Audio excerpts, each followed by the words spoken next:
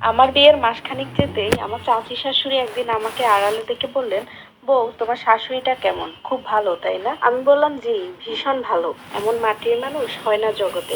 তখন আমার চাচি শাশুড়ি ঠোঁট বেঁচিয়ে হাসলেন, এরপর বললেন, কেমনে বুঝলা সে ভালো মানুষ? আমি বললাম, উনি আমার সাথে কখনো কোনো খারাপ ব্যবহার করেন, উনি আমাকে নিজের মেয়ের মতোই দেখেন। বিয়ের তো 1 মাস হয়েছে, উনি এখনো আমাকে রান্নাঘরেই যেতে দেয়নি।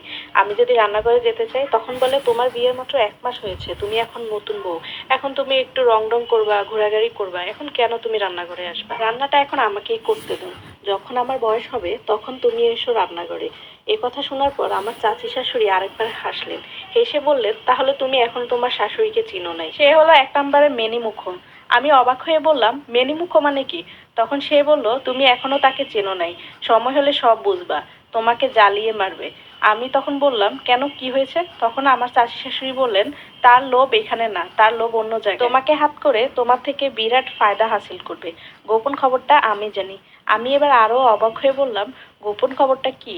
আমার খুব ইচ্ছে করতেছে গোপন খবরটা শোনার জন্য। তখন আমি চাচি শাশুড়িকে বললাম, গোপন খবরটা কি বলেন তো চাচি? তখন চাচি শাশুড়ি বলল, আজ না, আরেকদিন, আজকে সব বলা যাবে না, তুমি সময় করে আরেকদিন আমার কাছে এসো, খুব গোপনে আসবা, যেন কেউ টের না পায়। তোমার শাশুড়ি মানুষটা খুব চতুর। তারপর 1 সপ্তাহ পরে আমার শাশুড়ি তার বোনের বাসায় গিয়েছে, তার বোনের স্বামী অসুস্থ বলে।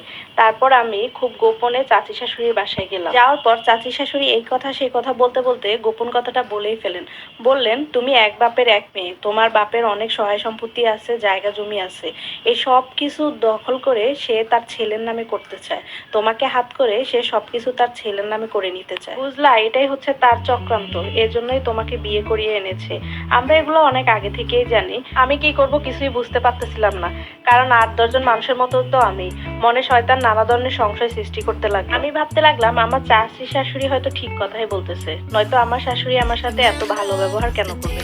মানুষ তো বলে যে বউ আর শাশুড়ির সম্পর্ক কখনো ভালো হয়, তাহলে উনি কেন আমার সাথে এত ভালো ব্যবহার করেন? হয়তো উনি আমার কাছ থেকে ফায়দা হাসিল করতে চান।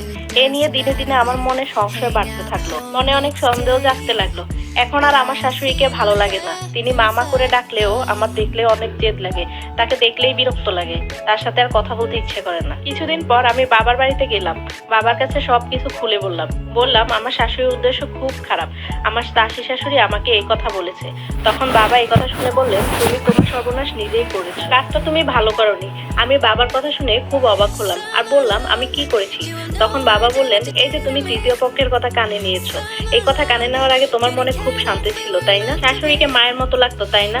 তখন আমি বাবাকে বললাম, জি বাবা, আগে সবকিছুই ঠিক ছিল, মনে শান্তি ছিল, শাশুড়িকে দেখলেও ভালো লাগতো, মায়ের মতো মনে হতো, কিন্তু এখন আর কোনো কিছুই ভালো লাগে না, ওনাকে দেখলেই বিরক্ত লাগে। তখন বাবা আমার একটা হাত ধরলেন আর বললেন, মারে, এই যুগে শাশুড়ির ভালোবাসা পাওয়া খুবই বিরল, আমি খুবই যাচাই বাছাই করে তোর জন্য এই সম্পর্কটা নিয়ে এসেছি।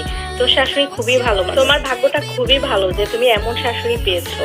আর তাছাড়া তুমি মানুষের কথা কানে নিও না, তোমার শাশুড়ি কেনই বা আমাদের জমি তার নামে লিখে নেবে বা তার ছেলের নামে লিখে নেবে? তার কি কম আছে নাকি? তুমি অন্যের কথা শুনে নিজের কপাল পুরো না।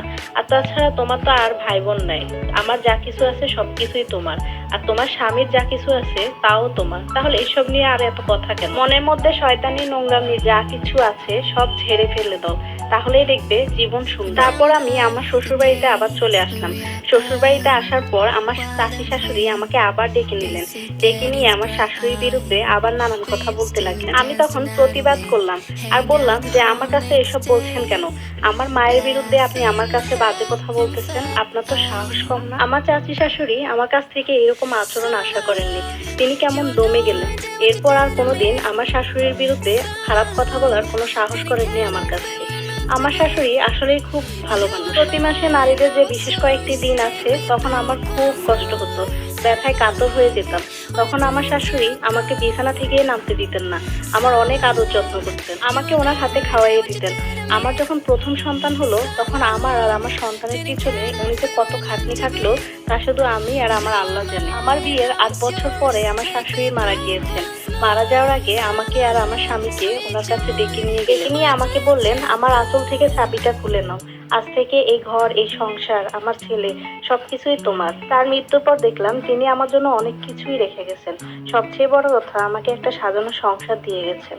আসলে জীবন সত্যিই সুন্দর যদি সেখানে তৃতীয় ব্যক্তি নাক না গলায়। এই ঘটনাটি একটা আপুর জীবন থেকে